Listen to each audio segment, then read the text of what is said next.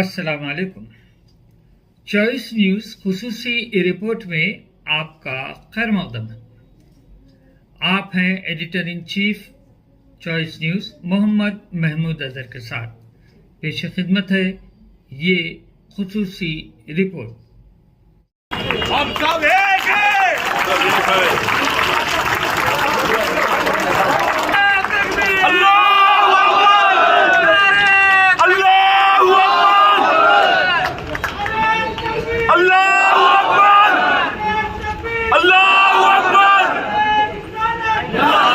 इस 2013 के बिल में क्या नुक्स है, क्या कमी है?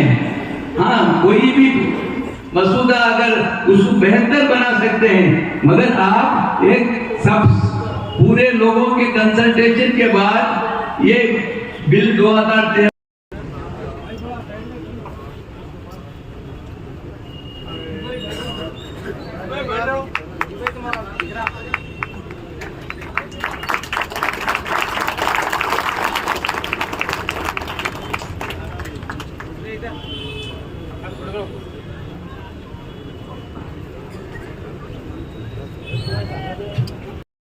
मामूमी साहब से अदब इल्तिमास करता हूं कि जहमत के माफी और मुखातिब फरमाएं। हाज़रीन इकराम, आपको फरमाना है जो दिल्ली से तशरीफ लाए हुए हैं, हमसे पूछते हो कि हम बता दें। आज जो हालात मुल्क के अंदर बने हैं, ये बिल लाया गया और इसमें तरह तरह की शर्तें और ऐसी हैरत अंगेज चलते हैं कहने के वक्त लीड होनी चाहिए। आपके ये कब्जेदारों को लीगल राइट देने की तैयारी कर रहे हैं, ये कब्जेदारों को मालिक बनाना चाहते हैं।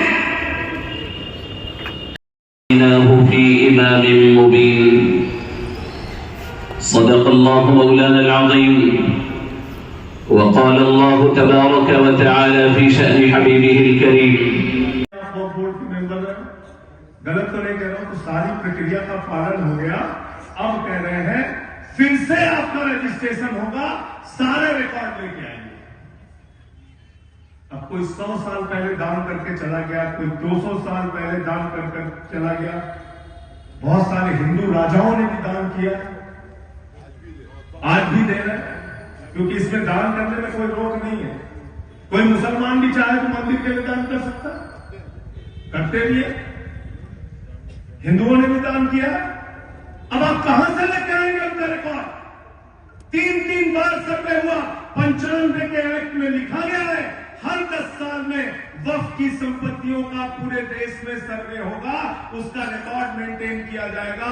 तो जब रिकॉर्ड पहले से ही वक्फ बोर्ड के पास है, तो प्रधानमंत्री जी मुझे बताइए दोबारा रिकॉर्ड की क्या जरूरत है?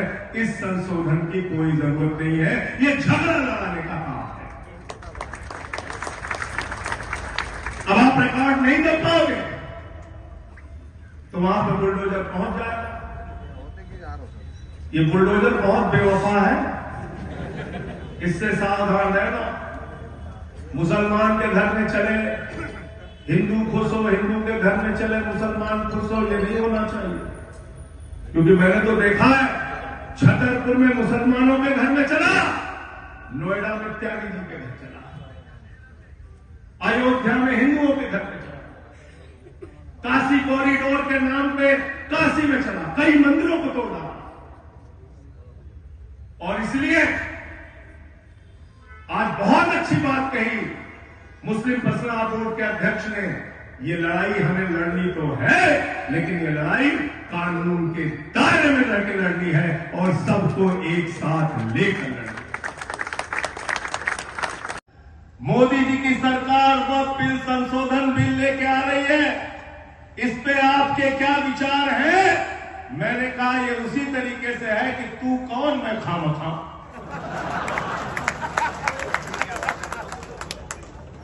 वक्फ बिल से नरेंद्र मोदी का क्या लेना देना है? वक्फ बिल से अमित शाह का क्या लेना देना है? वक्फ बिल से भारतीय जनता पार्टी का क्या लेना देना है? और इससे बड़ा मजाक कोई नहीं हो सकता कि देश पार्लियामेंट में मिनिस्टर कहता है मुसलमानों का भला करने के लिए ये बिल लेके आया। आदिफ साहब आप गए थे कि मेरा भला कर दो। इमरान मसूद बैठते हैं लोकसभा में, आप गए थे भला कराने मोदी जी से? कौन मुसलमान गया था भाई? कोई गया था मोदी जी के पास ये कहने कि हमारा भला कर दो?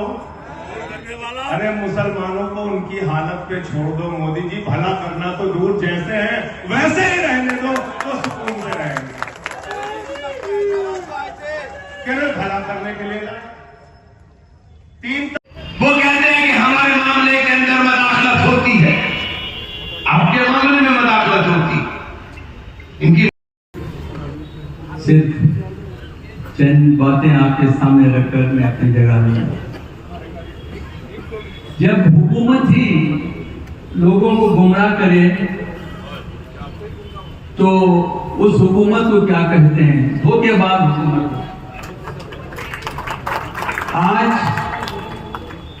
हुकूमत का जो हमारे मिनिस्टर हैं जो माइनॉरिटी अफेयर्स के, पहले दिन से जब ये बिल उन्होंने इंट्रोड्यूस किया, पार्लियामेंट को झूठ बोल रहे हैं, लोगों को गुमराह कर रहे हैं और ये कह रहे हैं कि इस बिल को ट्रांसपेरेंसी के लिए ला रहे हैं, अवाम के पसमानदा कौम की बहबूदी के लिए बिल ला रहे हैं, हम मुसलमानों की बहबूदी के लिए बिल ला रहे हैं।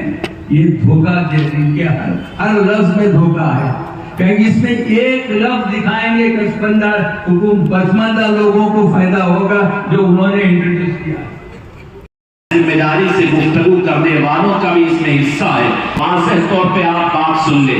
सबसे पहले 2 लफ्जों में बात कर दूं कि वक्त देते हैं। एक जमीन वो होती है जो आप अपनी बीवी को देते हैं। वक्त का मतलब ये है कि वो जमीन जो चाहे कोई भी इंसान हो, वो अल्लाह रब्बुल इज्जत के लिए अपनी जमीन को दे देता है, तो वो जमीन को वक्त कहते हैं। जैसे आप अपने बेटे जी खाली बोलने से नहीं होता, आज इस बिल को रुका सकते हैं तो हम तो है ही हैं ये नेशनल, मगर आप और नीतीश जी अरे दोनों जमातों अगर मिलकर इस बिल का विरोध करेंगे तो पार्लियामेंट में बिल पास ही नहीं हो सकता है। इसलिए एक अहम पिलर है, हमारी कोशिश वहां भी होनी चाहिए। जिसके पास भी रिसोर्स हो, चंद्रबाबू नायडू करें, मैं भी पूरी कोशिश कर रहा हूँ तो हो सकता वहां जाकर भी बात करके उन्हें भी मनवाएंगे कि भाई बिल इस तरीके से है, अब आप आवाज उठाइए और हम जेपीसी के अंदर आपके, और जब पार्लियामेंट में बिल आएगा उसको उठाने की बात करने के लिए कोशिश करेंगे। मैं ज्यादा वक्त लिए बगैर फिर एक दफा तामीर मिल्लत के तमाम कारकुनों और अदीब भाई का मशकूर शुक्रगुजार हूँ। एक अच्छा मौका दिया हमारे तामीर मिल्लत वालों को, और स्टेज के ऊपर रौनक अफरोज इतने बड़े बड़े लोग यहाँ तशरीफ लाए। फिर एक दफा खैरमंद करते हुए ये यकीन दिलाता हूँ कि तेलंगाना में रेवंत रेड्डी की सरकार, कांग्रेस की सरकार पूरे तरीके से हम इस बिल का विरोध कर रहे हैं। इसका बहुत शुक्रिया, खुदा हाफिज, जय हिंद। इस खुसूसी रिपोर्ट को हमारे नुमाइंदे मोहम्मद अजहरुद्दीन ने आप तक पहुंचाया।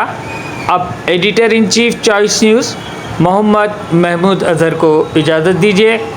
अल्लाह हाफिज़।